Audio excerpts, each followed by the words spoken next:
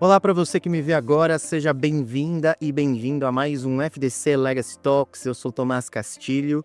Hoje aqui no nosso campus São Paulo, eu tenho o prazer de receber como nosso convidado o José Vicente Marino, que é CEO da Axê Laboratórios Farmacêuticos. Tudo bom com você, José? Bem, Tomás, bom dia, tudo bem? Tudo ótimo. Eu sei que o pessoal do Legacy chama de Zé, Zé, né? pode Então, chamar de Zé, assim mesmo. maravilha, maravilha. Bom, Zé, antes da gente começar a falar dos assuntos mais específicos aqui da nossa conversa, do que a gente colocou em pauta, a primeira questão que eu queria que você fizesse para nossa audiência é apresentar quem que é o José Vicente Marino. Ah, tá bom. Bom, muito bom dia a todo mundo, um prazer, muito obrigado por me convidar a participar aqui do Legacy Talks. O José Vicente Marino é um paulistano, pai de 3 filhos, dois já mais velhos e um temporão, nenenzinho. É, é um cara apaixonado pela vida, que sempre gostou muito de natureza, desde que era criança. Que sempre gostou muito de aventura, que sempre gostou muito de fazer as coisas com intensidade.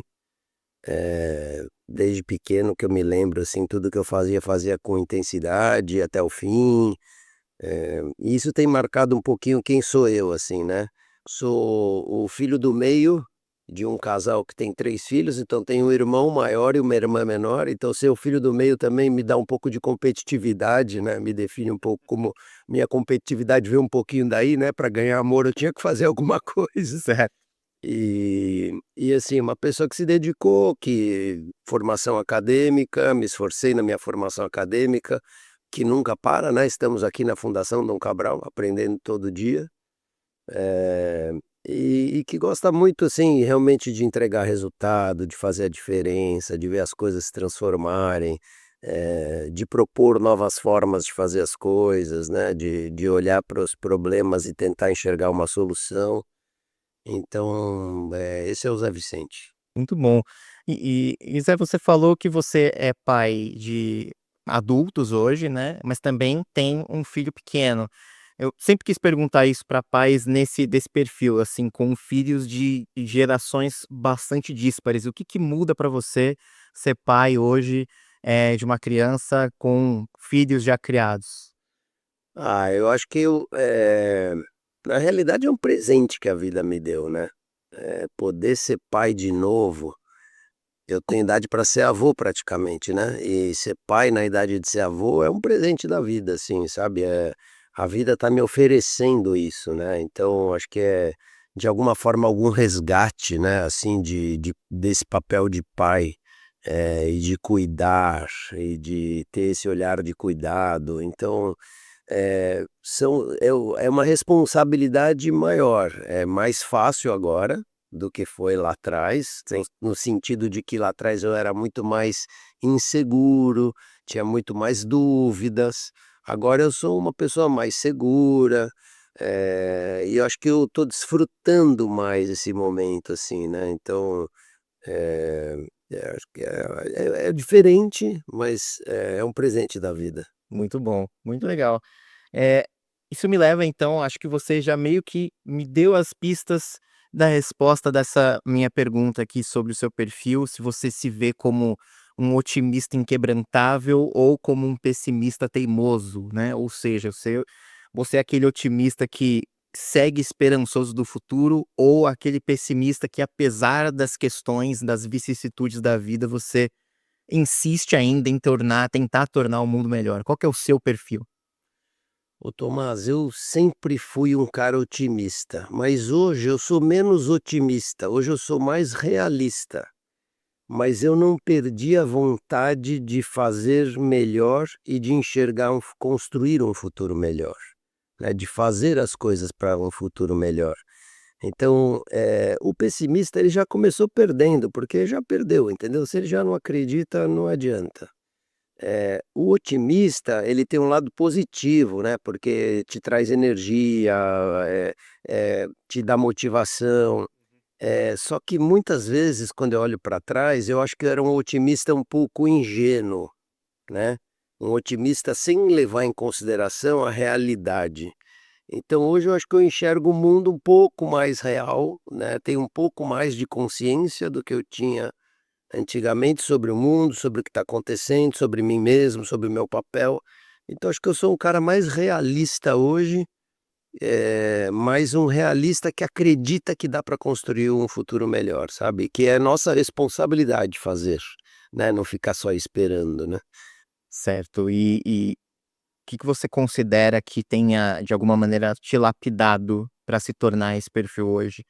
Pensando na sua carreira, existem milestones, existem momentos que foram chave para a construção desse perfil realista? Ou isso foi algo que foi, natural? Você acha que com a idade, com a experiência, isso acabaria acontecendo? Eu acho que no começo eu era mais otimista, porque eu queria crescer na carreira, eu queria fazer coisas maiores, mais importantes, eu queria mais responsabilidade, na realidade. Então aí a gente se torna otimista, porque fala: "Eu vou chegar lá, eu vou chegar lá, eu vou chegar lá", né. Eu acho que o fato de eu ser um realista hoje, eu acho que não tem, assim, fatores na carreira que aconteceram, mas acho que são quilômetros rodados. Não Sim, adianta, são anos vividos, são muitos anos, trabalhando, muitos anos de liderança, muitos problemas diferentes, muitas situações, muitas celebrações. Então, eu acho que realmente a experiência que a gente vai tendo de vida vai me tornando mais realista do que eu era antes, que eu era talvez mais, otimista, mais eufórico, assim. entendi, muito bom.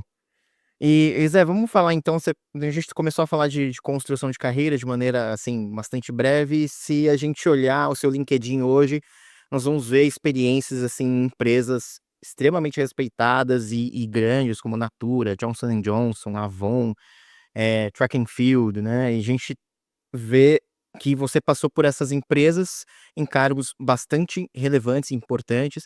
Eh eh, Como é que a experiência nessas empresas te preparou para assumir a sua posição e liderar a Axê hoje? Eu acredito que a minha vida inteira vem me preparando para eu estar onde eu estou hoje, não só no lado profissional, mas no lado pessoal, né. Eu comecei tentando empreender, depois o meu primeira experiência foi na Best Foods, na época chamava Refinações de Milho Brasil, era menos sexy do que Best Foods, né, mas era uma grande escola de marketing e de vendas, uma grande escola de marketing e de vendas. Então lá eu aprendi meus primeiros de fato, lá eu aprendi, realmente o que que era marketing, o que que era vendas como essência. E eu tive sorte na vida de passar por empresas que eu admiro e que eu até hoje bato continência para elas. Então, assim, eu sou muito grato a Johnson & Johnson. É uma empresa que tem um credo, né, que foi escrito lá pelo General Johnson, e o credo, né, que diz que a nossa primeira responsabilidade é para com pacientes, médicos, familiares. Depois a nossa responsabilidade é para com a sociedade. E só depois disso é que a nossa responsabilidade é com os acionistas. Então, se eu atender bem o cliente, né, se eu fizer as coisas do jeito certo, considerar as pessoas que trabalham na nossa companhia, se eu considerar que eu estou inserido numa sociedade, então eu vou trazer resultado que é uma consequência de tudo isso. Então, é quase que uma aula de filosofia, né. Então a Johnson & Johnson para mim ela foi, assim, uma abertura de olhos do que é possível construir com uma empresa, né, da responsabilidade que a gente tem como pessoas na nossa entrega como uma empresa. Hum, Depois uma empresa como a Natura, que, assim, valoriza a vida de maneira, assim, ao extremo, né, então faz disso a sua principal atuação. Então os próprios fundadores da Natura aí tem uma diferença, né, eu saí de uma multinacional para uma empresa nacional, de capital aberto, então, já comecei a ganhar algumas experiências que foram, me lapidando um pouquinho, né, relação com investidores, relação com acionistas, tal. Então também fiquei bastante tempo na Natura, tivemos uma jornada incrível, eh, até hoje eu participo de coisas que começaram na Natura, então eu sou do conselho do Instituto Acatu para o Consumo Consciente, uma coisa que eu comecei lá na Natura. e que eu carrego comigo até hoje, que eu levo comigo, que eu levo para os meus filhos, enfim, e que eu faço faz parte da minha vida, né. Então, eu acho que assim, tanto a Best Foods, quanto a Johnson, quanto a Natura, quanto a Avon foram colocando pecinhas nessa construção, né. Eu ouvi outro dia, acho que foi o Cortella que falou, né, que a gente quem nasce pronto é geladeira, que envelhece. A gente vai estar sempre se construindo, dia a dia a gente vai construindo. E eu acho que essas experiências nessas empresas foram me construindo. E eu também tive a oportunidade de liderar negócios diferentes, em países diferentes, liderar a América Latina, sempre mais na área de marketing de vendas, mas também com a área de logística, também com a área de fábrica. Então eu fui construindo um pouquinho do que eu sou hoje e por isso hoje me sinto preparado para estar na posição onde eu estou no Axê. Muito bom. E somado a essa experiência, boots on the ground, vamos chamar assim, Exato. eh, como é que a formação acadêmica influenciou também na sua formação ou nas decisões que você tomou ao longo da carreira? Existiu de alguma maneira ali uma soma entre aquilo que você aprendeu na academia, nas escolas de negócio, na sua formação mesmo técnica, com aquilo que você estava aprendendo no dia a dia do trabalho? Ah, sem dúvida.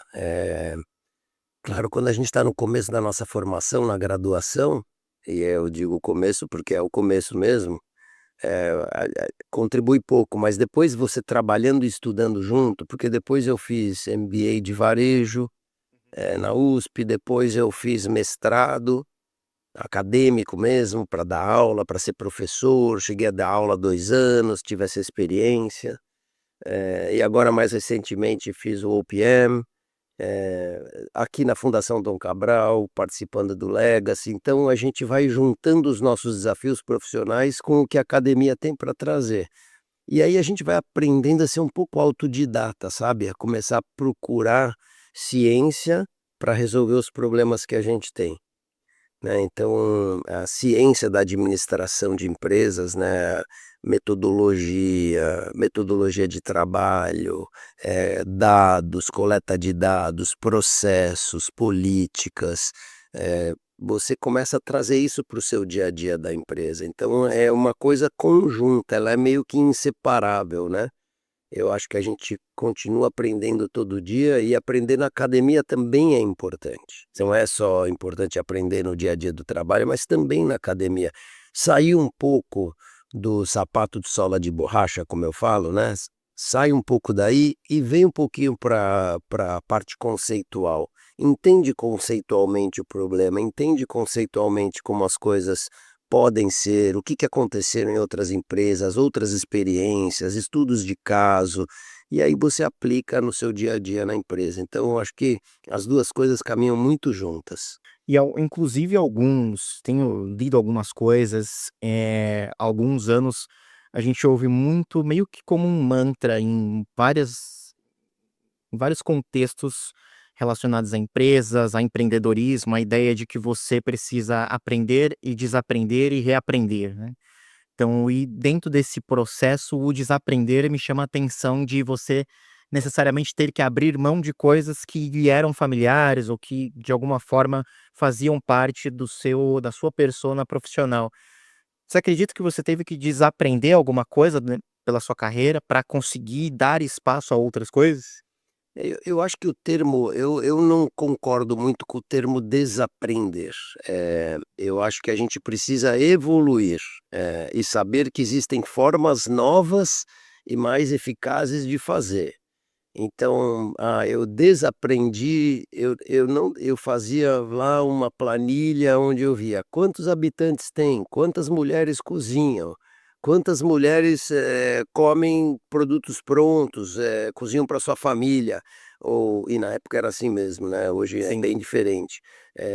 E aí você fazia seu plano de marketing a partir daí. Então era uma planilha, a gente fazia essa conta matemática para dizer assim: "Então o tamanho do meu mercado máximo vai ser esse, eu vou ter X de participação, eu vou no máximo conseguir isso". Então isso era o jeito que se fazia lá atrás. Hoje você consegue fazer de um jeito diferente, mas a lógica que está por trás é muito parecida. Sim. É que hoje você tem mais ferramentas, tecnologia para poder fazer as coisas. Então, para usar a inteligência artificial, eu não preciso desaprender aquilo que eu aprendi, eu preciso aprender a usar a inteligência artificial e colocar ela a serviço de tudo que está aí. Então, o que sim a gente precisa é de espaço no HD para botar mais coisa, né, isso sem dúvida. Exato. Então eu acho que não é desaprender, mas é aprender sempre.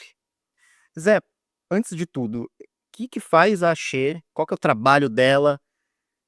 Apresenta a empresa pra gente. Bom, a Shea é uma indústria farmacêutica que esse ano está completando 60 anos, né, da nossa fundação.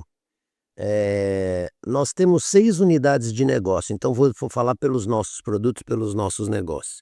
A gente tem produtos de prescrição médica, então são medicamentos que você vai ao médico e o médico te prescreve aquele medicamento. Então a gente tem as nossas marcas de medicamento. A gente tem 2 marcas, a marca Axê e a marca Biosintética. A gente tem medicamentos genéricos também, com a marca Biosintética. A gente tem medicamentos isentos de prescrição, Decongex, Sorine, Flogoral. Então são medicamentos do Axê que você pode Sim. comprar isentos de prescrição. A gente tem medicamentos hospitalares, então a gente tem moléculas que são usadas nos hospitais, então a gente tem a molécula para ajudar a sair o paciente da anestesia, então é um produto nosso, então a gente serve ao mercado hospitalar. E a gente tem produtos dermocosméticos, que sobre a marca Profuse, que são produtos que a gente leva para o dermatologista, que ajudam o dermatologista a continuidade dos procedimentos feitos, no consultório. Então, basicamente, nós somos uma indústria de medicamentos. E Zé, como é que funciona a dinâmica de governança com 3 famílias no controle do Laboratórios Axê? Então, nós temos como acionistas 3 famílias e ambas famílias estão na segunda geração. Então os 3 fundadores já nos deixaram, estamos na segunda geração. A companhia é 100% profissionalizada, então não tem ninguém de nenhuma das famílias trabalhando na companhia, é 100% profissionalizadas, e as 3 famílias atuam através do conselho de administração. Então a gente tem um conselho de administração, onde existe um equilíbrio de membros entre as 3 famílias, e mais o presidente do conselho, que é um conselheiro independente. Então a gente tem uma governança de companhia de capital aberto, sendo uma companhia de capital fechado. Então é uma empresa de dono, porque tem 3 donos, eles estão lá, eles nos cobram, estão sempre no conselho de administração, mas é uma companhia que é gerida 100% profissionalmente, com nível de governança de companhia de capital aberto, a gente publica resultado trimestral, a gente tem auditoria das Big Four, das grandes auditoриas, como se fosse uma companhia de capital aberto. Então a gente tem o melhor dos 2 mundos, porque a gente é uma empresa de capital fechado, então a gente pode tomar decisões que a gente quer, porque a gente não precisa ficar explicando para o mercado, né, porque às vezes uma empresa de capital aberto Sim. toma decisões só para agradar a torcida, né. Exato. Então a gente toma decisões que a gente tem que tomar para a empresa, mas a gente tem um nível de governança de empresa de capital aberto. E, bom, vamos partir aqui para o desafio que você se encontra hoje, né? Em algum momento da sua carreira você se deparou então com o setor farmacêutico, pela primeira vez. O que te surpreendeu nesse setor? Olha, muita coisa me surpreendeu. A primeira coisa que eu digo, que eu te falo, é que é muito bom você ir para um setor que você nunca foi. Isso te dá um desafio, te desafia a aprender. Você precisa aprender coisas básicas e pessoas que estão lá há muito tempo já sabem e que você, como um neófito no setor farmacêutico, não sabe. Então isso para mim foi assim uma, vamos dizer assim, uma nossa, quanta coisa eu tenho para aprender. Isso foi muito legal, foi muito bacana. O setor farmacêutico, e tem muito preconceito com o setor farmacêutico, né. O que eu aprendi, que eu admiro muito hoje, é o setor farmacêutico, as pessoas realmente, pelo menos no Axê, e aí eu posso falar pelo Axê, não consigo falar por todas as empresas, a gente busca achar o melhor tratamento para o paciente. Então, assim, a inovação no setor farmacêutico, ela é crucial. Então, O que eu acho que é uma dinâmica muito diferente de bens de consumo, que é a minha origem principal, é que é uma inovação que realmente vai obsoletar o que você tinha antes. Então, se eu acho um melhor tratamento para aquele tipo de paciente, para aquela patologia, aquilo que eu tinha antes ele não serve mais. Então, a gente tentar se obsoletar o tempo inteiro, buscar novas, formas, escutar médicos, escutar pacientes, né.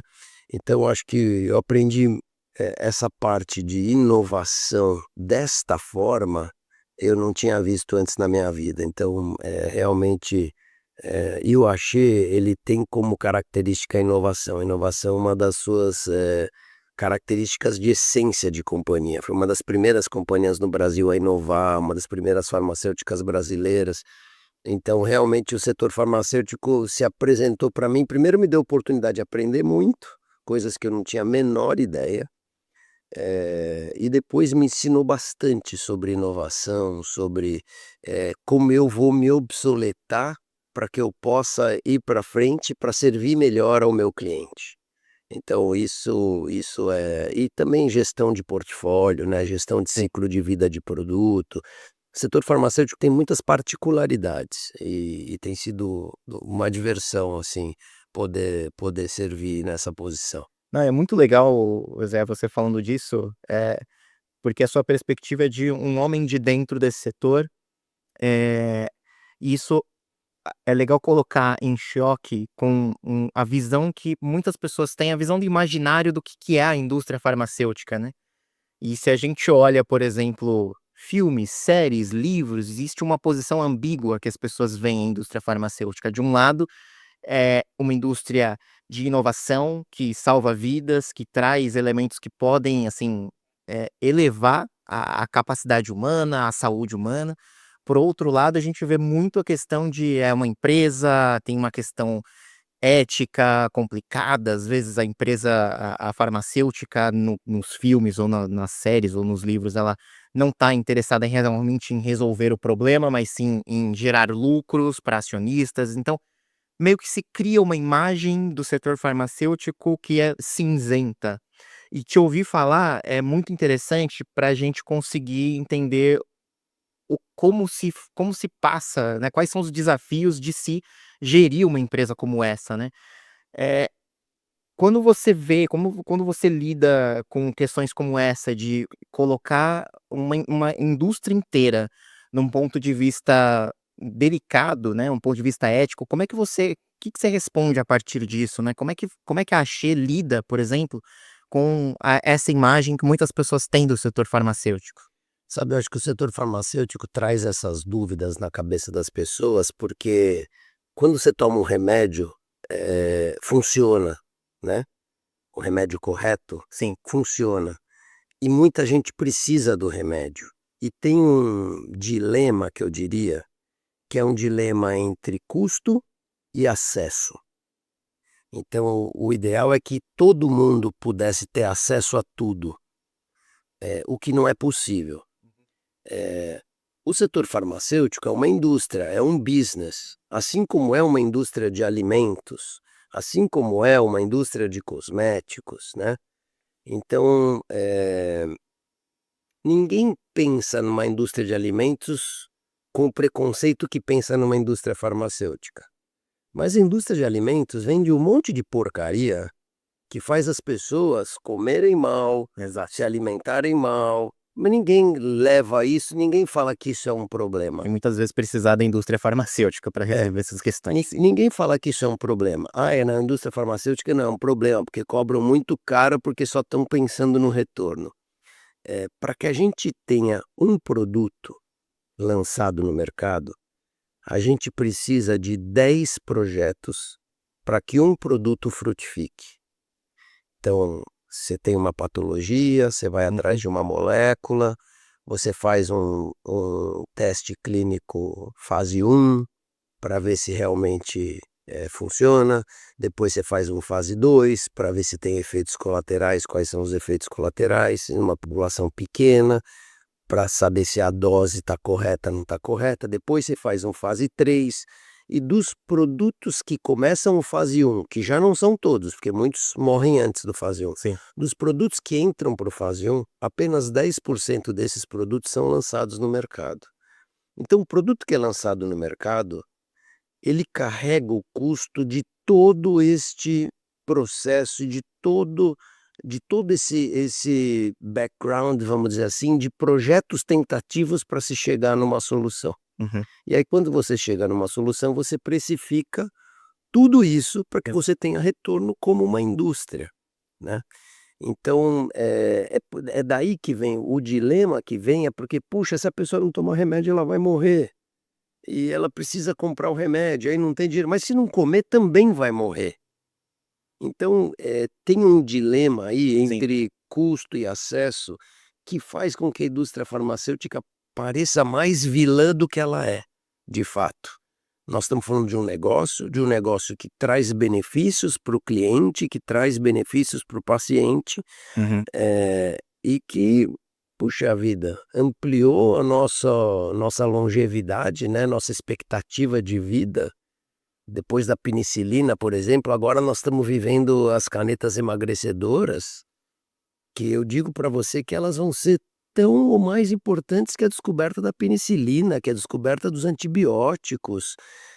Porque elas estão se mostrando, tem um monte de problemas, tem efeitos adversos que precisam de acompanhamento médico, é recente, né, recente, tem 10 anos aí de experimentação, Sim. mas assim, o número de benefícios que tem trazido, tem sido muito grande. A tecnologia do RNA mensageiro, que foi usado para fazer vacinas, também é uma nova tecnologia que pode ajudar muito a humanidade, muito a nossa longevidade. Então, assim, a indústria farmacêutica é uma indústria que tem trazido para a sociedade uma contribuição muito clara, muito objetiva, né.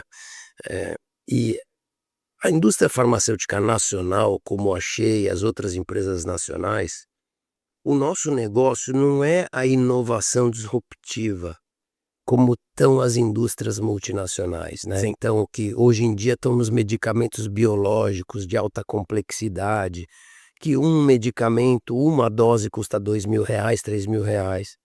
A indústria nacional, o que ela faz, basicamente, é ampliar o acesso à população brasileira. Então hoje, 60% de todos os medicamentos tomados no Brasil são produzidos no Brasil, e o barateamento que aconteceu quando a indústria farmacêutica nacional entra, porque quando cai uma patente, a indústria nacional pega aquele produto que não tem mais patente, desenvolve aquele mesmo produto Sim. da sua forma e traz ao mercado num preço muito mais acessível.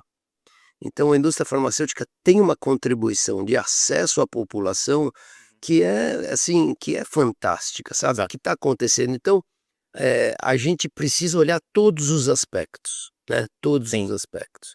Porque, agora entendo que as pessoas, olhando só: "Puxa, preciso tomar esse remédio, não consigo pagar, a indústria farmacêutica é uma vilã", né. Então essa é o curto raciocínio, eu diria, né. E é por isso que a indústria farmacêutica tem um pouco essa visão, e aí os filmes romantizam um pouco isso Sim. e tudo.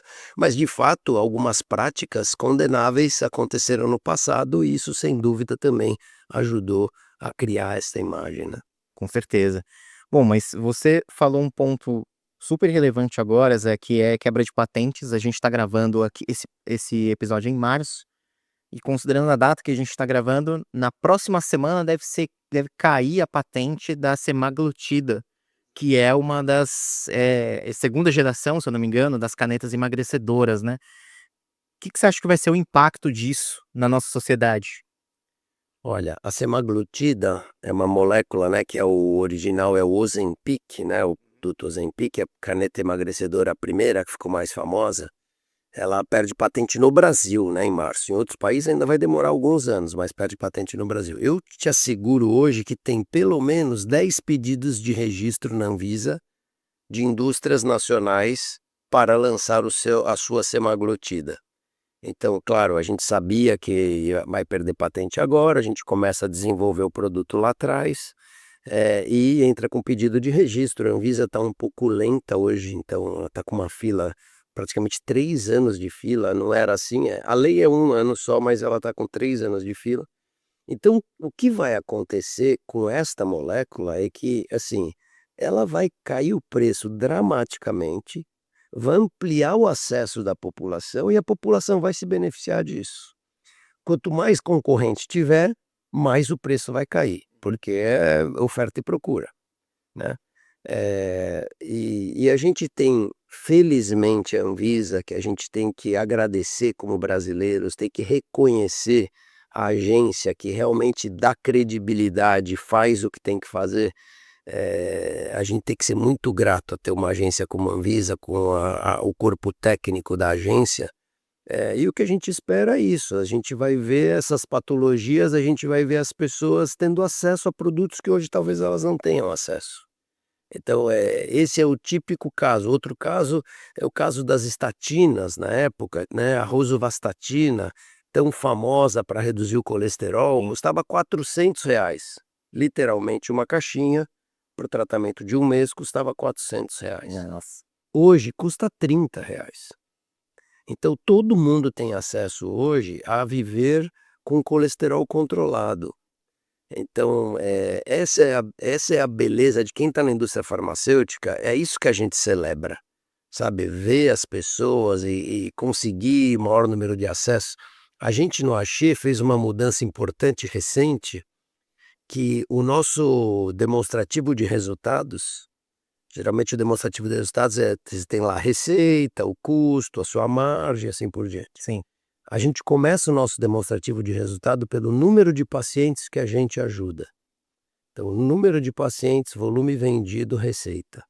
Então, a nossa receita é só uma consequência de quantas pessoas a gente consegue tocar e ajudar. Demais. Então, esse mindset a gente colocou no demonstrativo de resultado da empresa. Então, de fato, é um orgulho, assim, sabe, poder fazer isso e ver essas coisas acontecerem. Então, a gente pode esperar que a semaglutida vai cair de preço bastante e que a população vai ter acesso à semaglutida. Em 1, 2 anos, todo mundo vai ter acesso à semaglutida. Sensacional. Ficamos aí no aguardo para isso acontecer, né. Eh, Isso me leva até uma outra pergunta que a gente tem aqui em pauta, Zé, que é a ideia de você equilibrar velocidade de lançamento, rigor científico e responsabilidade, né. A gente viu isso com as vacinas da Covid, né, assim, elas foram desenvolvidas, e lançadas com uma celeridade que a gente precisava, né, como sociedade global, mas sempre se levantou a questão de: "Ah, mas elas foram testadas antes, teve muito pouco tempo para pesquisa", óbvio, as pessoas não conhecem o processo, né. E o senso comum leva a gente a também a fazer reflexões que não são necessariamente certas. Mas como é que a Axê, como é que uma empresa como essa equilibra esses pratos? Olha, na realidade, esse é um dos meus maiores desconfortos, porque, o processo é muito lento. O processo de lançamento de um produto é muito lento. Então hoje, começo de 2026, a gente está aprovando projetos que a gente vai lançar em 2032, 2033. Nada do que eu aprovo hoje é antes de 2032, 2033. E eu tenho que aprovar hoje com nível de incerteza enorme, porque eu não sei como vai estar o mercado em 2032. Eu estou aprovando hoje um projeto de desenvolvimento de uma molécula, que eu não sei se vai surgir uma molécula melhor no meio do caminho. Eh, eu não sei quantos vão entrar, quantos concorrentes eu vou ter. Então, é uma das coisas que mais incomoda é o tempo que demora, mas é o tempo necessário. Sim.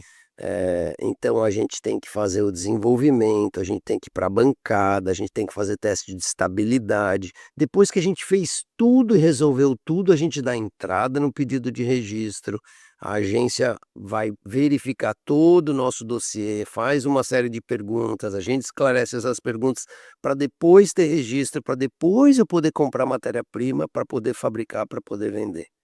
Esse processo todo, 5 a 7 anos, dependendo da molécula. Então, não tem atalho, não tem como ter atalho, eu não consigo ter atalho. Então não dá para dizer assim: "Ah, vou fazer mais rápido". Então esse é o processo padrão. No caso da pandemia, foi quase uma calamidade, né. Sim, A pandemia foi uma coisa assim, foi uma calamidade. Então toda a agência, toda a ciência se dedicou para fazer este processo acontecer de maneira mais célere. Então foi isso que aconteceu, né. Então, hoje a covid está aí do nosso só que hoje a covid se tornou uma gripe, né, hoje ela é como se fosse uma gripe, não é, ela não tem a letalidade que ela tinha quando surgiu. Então, existe esse dilema, mas não tem atalho na indústria farmacêutica, você tem que desenvolver, tem que provar que é seguro, tem que provar que não tem efeito colateral. No caso da pandemia, se abriram diversas exceções em todas as agências do mundo inteiro para poder atender um problema de saúde pública imediato, sim, né. Então eu diria assim, se tomou mais risco do que se toma normalmente. muito bom. Eh, Vamos falar aqui sobre cultura.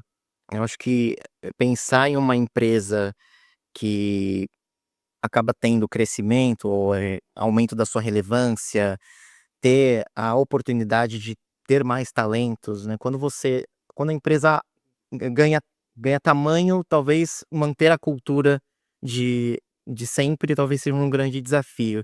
Você enfrenta esse desafio de uma manutenção de cultura dentro da She, no sentido de manter de fato um certo status quo de como a pessoa que entra na She hoje como um profissional, ela vai se acostumar com aquele ambiente, vai de alguma maneira se conectar com a She culturalmente? Ah, sim, essa é uma das maiores preocupações que a gente tem. Esse é a fundação de tudo, vamos dizer assim.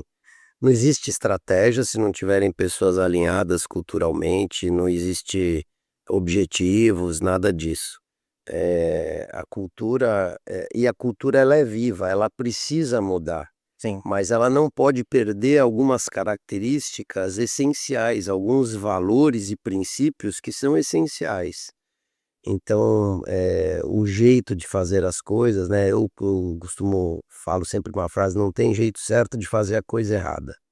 Não tem jeito certo de fazer a coisa errada. Então não dá para fazer a coisa errada, então isso tem que fazer parte da nossa cultura. Ao mesmo tempo, como eu faço uma empresa que hoje tem 6.000 colaboradores, que tem departamentos, que é mais estruturada, como que eu faço essa empresa ser empreendedora? sim, Assim como é uma startup com 10 pessoas, que você para, chama todo mundo e tem uma conversa com todo mundo ao mesmo tempo. Então, assim, a gente, constantemente comunicar, constantemente conversar com as pessoas. No Axé a gente adotou quase que uma metodologia, a cada 3 meses a gente tem uma reunião com a empresa inteira. A empresa inteira para e a gente fala com a empresa inteira. E tem um espaço para perguntas anônimas, as pessoas podem perguntar anonimamente o que elas quiserem e a gente trata dos problemas na frente de todo mundo. Então, máxima transparência possível, constante comunicação. Então, a gente tem essa reunião com todo mundo, a gente tem o time de gestores da empresa, que são 400 pessoas, a gente tem o time de liderança da empresa, que são 120 pessoas, a gente tem a diretoria, que são 30 pessoas, a gente tem o comitê executivo, que são 9 pessoas, e a gente tem o conselho de administração. Então, é constantemente comunicar com todos esses públicos, né. Definir o que a gente quer como cultura, então a gente tem um frame da cultura do Axé e não é um frame lá que poderia colocar o nome de outra empresa e funcionaria, não é crenças, valores, não é bem isso, é assim, comportamentos. Então a gente tem lá, isso a gente faz, isso a gente não faz. Isso a gente acredita, isso a gente faz, isso a gente não faz.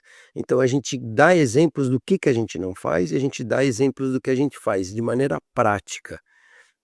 E todas essas reuniões que eu te falei, elas começam sempre com um negócio chamado share de cultura.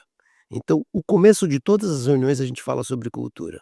Alguém quer dar algum exemplo do que aconteceu a favor da cultura ou contra a nossa cultura? Alguém, pode colaborar? Então, toda a nossa reunião a gente fala sobre a cultura. Então, assim, é a fundação de tudo. Se, pessoas engajadas, vibrando na mesma direção. Se você não tiver isso, você não faz nada, Sim. né. Quantas pessoas hoje são a Axê? São 6.200 colaboradores, eu Tem acho. uma cultura com uma empresa de milhares de pessoas. Das quais 3.000 pessoas estão no campo espalhadas pelo Brasil inteiro. 1.500 pessoas estão espalhadas em 4 fábricas. 500, 600 pessoas estão nos nossos centros de pesquisa e desenvolvimento, e umas 1.000 pessoas na área administrativa. Entendi. Então são pessoas com um mindset muito diferente. O cientista, o doutor farmacêutico, ele tem um mindset diferente do vendedor que está lá na drogaria no dia a dia. São mindsets diferentes. Como é que você consegue dar a mesma mensagem para todo mundo e todo mundo entende para onde a gente está indo? Sim. Este é o maior desafio da liderança. E também tem a questão de você ter pessoas, você deu 2 exemplos muito interessantes, porque são pessoas que têm demandas e desafios diferentes nas suas pontas, mas que precisam de alguma maneira estar em harmonia dentro desse contexto da Axê, né. Você não pode necessariamente apressar um trabalho de um químico, um farmacêutico, um pesquisador, mas também você não pode esperar que o vendedor espere muito tempo para ter a oportunidade de venda, né. Então, é uma sinfonia bem complicada de se orquestrar isso, né. É exatamente isso, exatamente. E aí o que liga tudo isso é a cultura, é aquilo que a gente acredita. A gente fala no Axé assim: "O que que você faz quando ninguém está vendo?". Quando ninguém está vendo, sabe o que que você faz? Você faz aquilo que você acredita. E aí a gente tem 3.000 pessoas na rua que trabalham sozinhos. Então, é assim, o que que você faz quando ninguém está vendo? Você faz aquilo que você acredita. Por isso que é tão importante a gente falar de crenças, valores e falar de cultura todas as reuniões que a gente faz. Muito bom. Zé, queria perguntar para você em relação agora olhando para fora, então a gente sai aqui da Axê, mas olha na terceira pessoa, né, a Axê como uma indústria em um determinado mercado, em um setor nacional. Eh, Onde você acha que o Brasil precisa evoluir para fortalecer essa indústria onde a Axê se encontra? Olha, o Brasil evoluiu muito na indústria farmacêutica nos últimos 30 anos, né. A indústria farmacêutica, eh, tem novas fábricas, novas tecnologias, novos produtos, está disponível. Nós precisamos de mais incentivo à indústria, nós precisamos de mais fomento à indústria. A gente hoje compete com indústrias que vêm de fora do Brasil, que têm incentivos governamentais nos seus países, que chegam aqui numa competição desleal com a gente, né. Sim. Então, a gente tem o famoso custo Brasil, né, toda a questão tributária, toda a questão trabalhista. Então a gente tem que lutar por isso, por ir evoluindo. A gente tem que trabalhar para construir essa nova realidade do Brasil. Eh, a gente precisa investir em ciência, a gente precisa investir em educação. O Brasil precisa formar seus doutores, o Brasil precisa da universidade de ponta, com tecnologia, com pesquisa avançada, junto com a indústria. Então, tem muita coisa para a gente fazer no Brasil. E enquanto a gente estiver competindo em pé de desigualdade, a gente precisa que o Brasil nos coloque em igualdade de alguma forma, porque senão vai acabar a nossa indústria, né, senão ela vai acabando. Então eu acho que a gente evoluiu muito, mas eu acho que ainda falta muito para a gente evoluir. E essa evolução passa por ciência, passa pela universidade, passa pela educação, passa por condições competitivas iguais em termos de mão de obra, em termos de salários, em termos de regulamentos, né, então é uma indústria altamente regulamentada. Então acho que tem bastante espaço ainda, tem muita coisa para a gente fazer.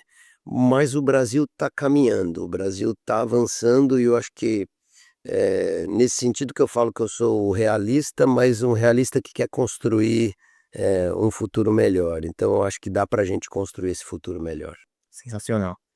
E, bom, vamos chegar aqui para as últimas perguntas, a gente está chegando no finalzinho, mas tem mais algumas coisas que eu queria te perguntar, Zé, e até para a gente pensar em futuro agora, eh, quando você reflete sobre a Axê daqui 50 anos, né, você não vai estar aqui, eu não vou estar aqui, acho que a maior parte das pessoas também que está nos ouvindo, está nos vendo, talvez não esteja, né. Dependendo dos remedinhos que a gente fizer, a gente pode até estar, hein. Não, tudo bem. Aproveitar, né, É, aproveitar. tá certo. Fazer o nosso plim-plim. Quem sabe nós não estejamos descansando nas praias maravilhosas de Ibiza nesse momento, mas a Axê tá trabalhando. Como é que você vê a empresa daqui 50 anos? O que que você acredita que precisa continuar existindo, que existe hoje e que precisa se manter? Você falou muito da cultura, mas queria muito te ouvir falar. Puxa, essa pergunta, hein, daqui a 50 anos é difícil responder essa pergunta. Mas o que eu acho que a gente precisa é ter o foco no paciente, né, continuar com a ciência, continuar com a medicina, continuar trazendo soluções para os problemas que a gente tem como seres humanos nas nossas doenças, vamos dizer assim. Provável que as doenças sejam diferentes, né, a gente vê uma preocupação séria com o meio ambiente, né, eu acho que é uma preocupação que a gente precisa ter hoje, porque acho que não nem todo mundo consegue levar muito a sério esse problema que a gente vive hoje, problema climático, problema de meio ambiente. Isso pode trazer doenças respiratórias que a gente não conhece, né. Sim, Eh, então, assim, mas daqui a 50 anos, para o Axê estar vivo, vamos dizer assim, né, porque uma vez um professor falou isso numa aula e eu falei: "Não, não pode ser isso, é muito pouco", mas o desafio de uma empresa em 50 anos é sobreviver, né. sim. O desafio de uma empresa daqui a 50 anos é sobreviver. Como é que eu vou estar vivo daqui a 50 anos? Ah, eu até contestei o professor na época, falei: "Imagina, isso é muito pequeno", mas não, de fato é isso, né. Eh, Pra gente estar vivo daqui a 50 anos, a gente vai precisar continuar inovando. A gente vai precisar continuar trazendo valor para o paciente, valor para a classe médica. Se a gente não trouxer valor para o médico, não trouxer valor para o paciente, não conseguir trazer um novo tratamento, a gente não vai estar aqui daqui a 50 anos. Sim. Então a gente precisa investir em inovação, a gente precisa investir em educação, em proximidade, relacionamento com a classe médica, relacionamento com a universidade, para descoberta, estar aberto no mundo inteiro para entender o que estão fazendo na China, o que estão fazendo na Índia, o que estão fazendo na Europa. E cada vez mais os medicamentos, eles vão ser medicamentos biológicos, né. Hoje os comprimidos, eles são sintéticos, Estéticos. moléculas sintéticas. O biológico é um organismo vivo, né. Cada vez mais eles vão ser anticorpos monoclonais, que a gente fala, né, que são os mAbs. Então o Axê vai precisar de alguma forma estar nesse negócio de biológicos, que é um negócio muito global, porque é muito caro desenvolver. Hoje, para desenvolver um medicamento sintético, você vai gastar uns 50 milhões de reais para cada projeto para dar certo. Um biológico, você não vai gastar menos do que 150 milhões de dólares. Então, quando você desenvolve um medicamento biológico, você tem que desenvolver pensando num mercado global, Na casa de bilhão de investimento. porque senão você não consegue ter retorno sobre o seu investimento. Então, você tem que pensar no paciente globalmente. Eu achei uma indústria nacional brasileira, a gente exporta hoje para 17 países, mas a gente pensa no brasileiro, né, o nosso paciente, o nosso cliente é o paciente do Brasil. Então, na hora que eu for pensar em biológico, eu vou precisar pensar mais do que isso. Então, como eu vou resolver esse tema da entrada do axi no biológico é uma questão importante para os próximos 50 anos. A gente tem um investimento numa empresa só de biológicos chamado Bionovis, que é uma indústria da qual a Axê é acionista junto com outras empresas, que aí a gente só faz biológicos. E hoje a gente faz parcerias principalmente com o governo brasileiro para que esses medicamentos tenham acesso gratuito para toda a população. Legal. Então a gente está com um pezinho lá, mas é através de uma outra empresa. Então, como que o Axê vai estar daqui a 50 anos? Eu diria assim, se a gente não inovar, não colocar o paciente na frente, a nossa relação com o médico, ajudar médicos e pacientes, trazendo novas formas de tratamento e melhores formas de tratamento, a gente não vai existir. Se a gente conseguir fazer isso, a gente vai existir. Muito bom. E nessa temporada do FDC Legacy Talks, nós vamos inaugurar um novo quadro chamado de CEO para CEO, onde nós vamos trazer uma pergunta do nosso convidado anterior para o convidado atual. E inaugurando esse quadro, a gente tem a pergunta do Leandro Bazelo, CEO da Mandabe, que esteve aqui com a gente no último episódio. Ele tem uma pergunta aqui para o Zé. É contigo, Leandro. Oi, José Vicente. Eu queria saber qual foi o seu maior desafio de liderança, quais decisões foram tomadas e o que você aprendeu com a situação. Obrigado. Ô, Leandro, podia ter mandado uma pergunta mais fácil, né? Mas vamos lá. O meu maior desafio de liderança. Eu acho que o maior desafio de liderança que eu tive aconteceu quando eu era CEO da Flora Cosméticos.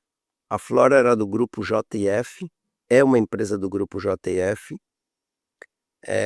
e eu era presidente da companhia no dia do Joesley Day, naquele dia que deu um pânico no Brasil inteiro. Sim. E o meu chefe, o Joesley era o meu chefe, e todo mundo na empresa conhecia ele, claro, conhece ele gosta muito da Flora, é o nome da mãe dele, né? Ele se dedica muito. E aquele momento, para mim, talvez tenha sido o meu maior desafio, porque a gente estava vivendo uma crise no Brasil que tinha sido originada ali dentro de casa. Então as pessoas vinham conversar comigo dizendo assim: eu vou sair da empresa, eu não sei o quê, eu vou fazer isso, eu vou fazer aquilo. Então acho que aquele foi o meu maior desafio, de trazer todo mundo junto, de acalmar as pessoas, de colocar em perspectiva por que que a gente existe como empresa, quantas famílias estavam lá empregadas, quantos clientes a gente servia, os nossos consumidores, a gente colocar tudo isso em perspectiva e colocar tudo isso na frente de qualquer problema que a gente tivesse. Então, o meu maior desafio foi realmente, nesse momento de crise, trazer todo mundo e colocar todo mundo no barco engajado, continuar motivado para buscar nossos resultados, para conseguir nosso desenvolvimento. Então foi um trabalho bem grande, foram muitas reuniões, muito pensar, assim, muito fazer, Uhum. foi estar com as pessoas, então estava junto com as pessoas o tempo inteiro, colocando isso em perspectiva, colocando para as pessoas assim: ó, por que que a gente está aqui, quem são nossos clientes, vamos continuar servindo nossos clientes. E hoje a Flora é pujante, é uma empresa bacana. Eu deixei lá meu sucessor, que era um diretor, então que viveu esse momento. Tem vários diretores lá que viveram esse momento. Então acho que esse foi o meu maior desafio como liderança, foi realmente atravessar esse maremoto, vamos dizer assim, deixando o barco seguro e deixando os tripulantes todos seguros e com vontade de sair daquela situação. Então foi uma situação difícil, mas, acho que foi o meu maior desafio como de liderança. Sensacional. Então, um abraço para você, inclusive, Leandro. Obrigado pela pergunta. Se você que está assistindo não viu o episódio ainda com o Leandro Bazelo, é só acessar os nossos links. Seja relevante, vai estar tudo por lá. É o último episódio antes desse daqui. E, bom, a gente tinha mais algumas perguntas, a gente não tem tanto tempo, então vou fazer somente uma pergunta para você agora, para a gente finalizar e seguir depois para recomendações. E Zé, eu queria perguntar para você o seguinte: a gente está aqui no FDC Legacy Talks, né? Então nada melhor do que terminar dessa maneira, falando de um pouco de legado. E em relação à o seu trabalho na Axê hoje, você acredita que tenha existido alguma decisão, algum trabalho, alguma coisa que tenha definido a sua passagem pela Axê, até esse momento? Aquilo que tem a sua assinatura, um projeto, um trabalho, algo que você acredita que possa ser lembrado como algo seu e que você contribuiu para a organização? Poxa, essa pergunta é interessante, né? A gente olhar para a nossa carreira, para as empresas que a gente passou e ver os legados que a gente deixou, né? Eu acho que o maior legado que eu trouxe para o Axê, eu tô no Axé há 3 anos, então eu tô começando ainda, tô dando meus primeiros passos, né? Tô aprendendo. Mas o maior legado que eu acho que eu já deixei para o Axê é o time que a gente construiu.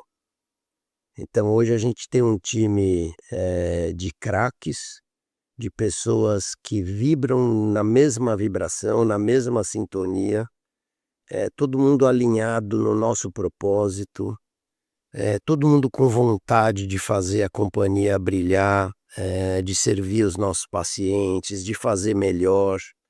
Então acho que o legado que eu deixo é o time. E por que que eu acho que esse é o maior legado? Porque se eu não estiver aqui amanhã, né, nós somos humanos, né, um dia a gente está, outro dia a gente não está, né, é de uma hora para outra que a gente deixa de existir. Esse time eu tenho certeza que leva o Axé para frente. Então acho que esse é o maior legado que eu poderia dizer, que eu trouxe para o Axé até agora. Eu quero deixar outros legados para frente, mas esse legado acho que está formado. Acho que a gente tem um time de diretores hoje e um time de liderança, que realmente está preparado para os desafios que vierem. Sensacional, Zé. E para a gente finalizar nossa conversa, a gente chegou finalmente aqui ao final do episódio. Esse é o momento da gente pedir recomendações para o nosso convidado. Livro, filme, série, viagens, shows. O momento é seu para você recomendar para nossa audiência alguma coisa que você acha interessante. Eu acho interessante, eh, trabalhe duro e divirta-se muito, né, então, eh, bom, livros, 2 livros, vai. Tem um livro do Peter Attia chamado Outlive, é um livro já bem conhecido, mas quem não teve a chance de ler, eu recomendo. Fala um pouco sobre medicina, fala um pouco sobre ele chama dos 4 cavalos, que são as 4 grandes doenças, e o que que a gente deve fazer como ser humano para ter longevidade. Eu acho um livro genial. E o outro livro, da Carol Dweck, um livro que chama Mindset, sobre mindset de crescimento. Esse livro ajuda para a pessoa como um todo, ajuda na sua família, ajuda na criação de filhos, ajuda como profissão, né, da gente não ter um mindset fixo, da gente ter um mindset de crescimento. Sim. E o mindset de crescimento é aquele mindset quando eu encontro um problema complexo, eu me debruço sobre ele, eu vou entender com profundidade, eu vou resolver aquele problema, eu não vou desistir, não vou sair correndo, eu não sei tudo, eu não sou, inteligente, ai nossa como você é inteligente, então, ajuda até na criação de filhos. Eu que tenho um filho pequenininho, é muito bacana. Então esse eu diria 2 livros. Muito bom. Na parte de diversão eu adoro música, então a música traz muita inspiração, até letra, poesia de música é muito bacana, então se puder tocar um instrumento, fazer alguma coisa, eu acho que, assim, tem um lado espiritual nessa história. A terceira coisa que eu falo é assim: cuide do seu corpo, o seu corpo é a sua casa. Então, ache tempo para fazer sua ginástica, ache tempo para se alimentar bem, eu acho que isso é uma coisa fundamental, principalmente para alguém que quer ser líder, porque você tem que estar inteiro, o tempo inteiro com energia. Então cuide do seu corpo, o seu corpo é sua casa, faça exercício, se alimente bem, se preocupe com o que você está comendo. Eh, então é isso um pouquinho, cuidar um pouquinho do corpo, cuidar um pouquinho da mente, cuidar um pouquinho do coração, da alma, e aí para mim a música é a minha Muito bom. ligação. Mas você toca algum instrumento? Eu toco um pouquinho de violão, um pouquinho de guitarra, mas Ah, bem pouquinho, não, tudo bem. É faz assim, tempo. a gente tem um objetivo aqui, estou instaurando esse objetivo até o final dessa temporada. Nós vamos montar a banda do Legacy. Nós já temos 2 guitarristas, você e o Antônio Batista, nosso presidente. Então, até lá vamos encontrar baterista, quem vai cantar e assim por diante, Ótimo, né? ótimo. Eu estive aqui hoje com o José Vicente Marino, CEO da Xê Laboratórios Farmacêuticos. Zé, você gostou de estar aqui? Muito legal, obrigado aqui pelo papo, me senti muito à vontade. Adoro essa casa, a Fundação Dom Cabral, adoro o Legacy. O Legacy me trouxe muita coisa boa, me ajudou em muita coisa, em muitas entregas, e as discussões que a gente tem aqui são de alto nível, com colegas, com pessoas que a gente aprende sempre. Então é um prazer estar aqui. Prazer foi nosso te receber, Zé. Muito obrigado por estar aqui e muito obrigado a você que nos assistiu até agora. Se você não ouviu os outros episódios, é só acessar sejarelevante.fdc.org.br ou nos procurar Spotify, Deezer, nós estamos em todas essas plataformas e no YouTube também. Então a gente fica por aqui, um grande abraço e até o próximo mês. Tchau, tchau!